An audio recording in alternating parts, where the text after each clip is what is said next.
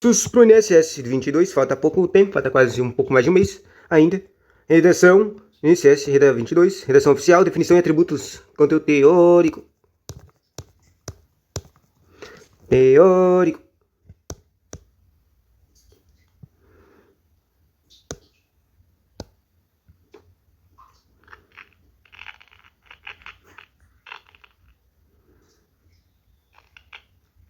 Aspectos introdutórios, definição de atributos da redação oficial. Redação oficial você lê no manual de redação de 2017, que não tem muitas coisas.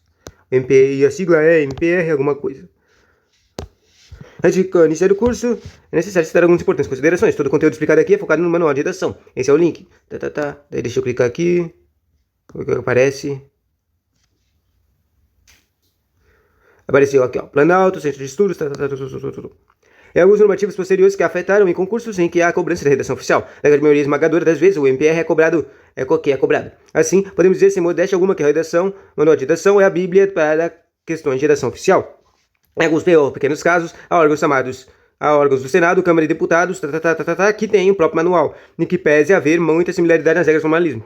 Essa coisa aí é que eles têm um próprio manual, você pode achar, é melhor você estudar dele, só que basicamente vai ter praticamente tudo copiado lá.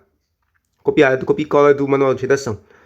Em que pese haver muita similaridade nas regras e formalidades da MPE. Recomenda-se estudar documento específico para cada órgão. Claro, consultará antes o edital regular se está escrito isso.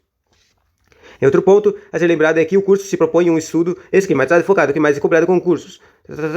E assim não serão abordados todos os tópicos presentes no manual, tal como capítulo 3, elementos de ortografia e gramática. Essa coisa de elementos de ortografia e gramática, na verdade, cai, mas ela cai em português. Tipo, todos os concursos que tem manual de redação, no português vai estar lá ortografia e tecos. E daí, no final, vai ter lá uma questão de ortografia, lá nas questões de português, que vai ter, tipo, perguntar como é que escreve isso aqui, qual é que tá corretamente descrito, esse tipo de coisa. E o problema e o sinistro é que essas palavras que estão lá no final, aqui no manual de redação, esses trecos aqui chamados elemento de gramática, tem uma listinha que está escrita lá no final de como é que é escrito corretamente. Lá no final do manual. Bom. Não menos importante, há de se ressaltar que o MPR passou por importantes mudanças em 2002 e 2018. Todas elas são abordadas, mas acalme-se, tem que ver. Basicamente mudou o nome das coisas. Por fim, tenham em mente que a questão vai fazer parte essencial do aprendizado do material. Assim, recomendo ver comentários. Daí, primeiro atributo, comunicação. Antes de se falar da redação ou comunicação oficial, temos que entender o que é comunicação. Mas comunicação envolve necessariamente três aspectos. Além do que alguém que comunique, que é o emissor e remetente, alguém a ser comunicado, que é a mensagem, alguém que recebe a comunicação, que é o receptor ou destinatário. Emissor, mensagem e receptor. Trazendo esses elementos para a redação oficial, temos o seguinte: o emissor é sempre o serviço público. Uma pessoa que sempre emite a comunicação é o serviço público. Mensagem é o assunto, é o relativo às atribuições do órgão que comunica. Ou seja, tudo que o serviço público vai mandar tem a ver com o que ele faz. Se é o INSS, ele tem a ver com coisas previdenciárias. Se é a Caixa Econômica, tem a ver com coisas bancárias e assim por diante. E o receptor é o público, é a gente. Então, podem ser, mas só que não é só a gente. Podem ser outras pessoas, mas podem ser entidades privadas ou públicas ou particulares. Daí, cada um desses caras tem um jeito que eles são chamados. Daí, aqui a exemplificação. Exemplo público para órgãos públicos, entidades privadas ou particulares. Afinal de contas, o que é a redação oficial? Aqui não temos como fugir da perfeita e concisa definição presente no MPR. A redação oficial é a maneira pela qual o poder público redige comunicações, atos oficiais e atos normativos. O poder público vai se manifestar, então deve seguir os preceitos de redação oficial, e disso decorrem duas perguntas. Quais são esses preceitos? Os atributos ou princípios? Por que se deve seguir esses preceitos? Antes de podermos perguntar, vamos alinhar. Existe diferença entre a expressão redação oficial e comunicação oficial? Sim e não, claro. Há várias maneiras de interpretar, mas para o MPR existe sim. Está escrito lá duas definições diferentes. Colocando em dois termos, pede igualdade, temos redação oficial, que é o método, é o jeito que escreve, as regras a serem seguidas. E a comunicação é o final, é o produto. É deste método, em outras palavras, a redação oficial cria comunicação oficial, que é dividida em duas distintas. A comunicação pode ser atos oficiais ou normativos, que são as leis, decretos, resoluções, etc. Ou a comunicação oficial pode ser os expedientes, correspondência, documentos e oficiais, que são os ofícios, os editais e os e-mails. Ou seja, atos oficiais, coisas que são para o público, para o remetente, né? E outras que são para eles mesmos, internos, externos e internos. O MPR é uma boa parte. Um MRPR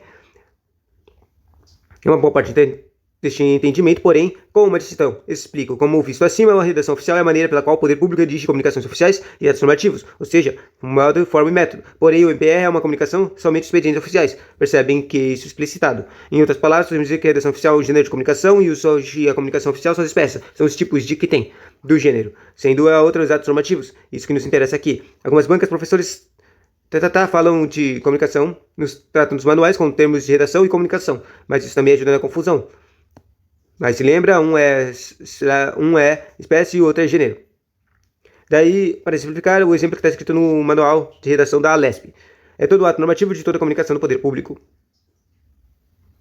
Mas se lembra, ato normativo era o quê? Era comunicação oficial e não redação oficial. Mas no manual da Alesp está escrito que é redação oficial. Redação oficial é todo ato normativo e toda comunicação do poder público. Bom, basicamente ele só generalizou tudo. Voltando para as duas perguntas, quais são esses preceitos? Esses atributos e princípios? São eles.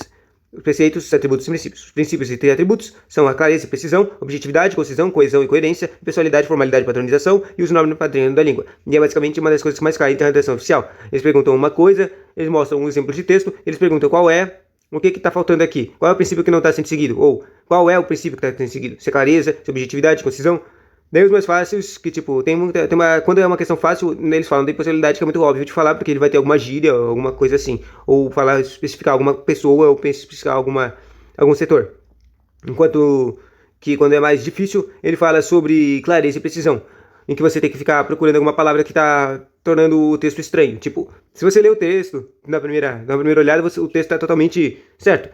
Não de certo, é entendível, entende? Mas, só que então você não encontrou porcaria de nenhum erro. Só que daí, se você ler segunda vez e a terceira vez, você vai acabar achando uma palavra que não precisava estar lá, entende? Que traz desconcordância no sentido, no entendimento. Esse tipo de coisinha. Quando é formalidade por padronização, é só das regras de como é que é escrito, né? Tipo, tem que estar um pulo de 1,5 segundos no primeiro parágrafo, 1 para a segunda linha em diante, 3 centímetros da borda esquerda, 2 centímetros da direita, esse tipo de coisa. Por que deve seguir tais preceitos? A justificativa se encontra no MPR, que transcrita.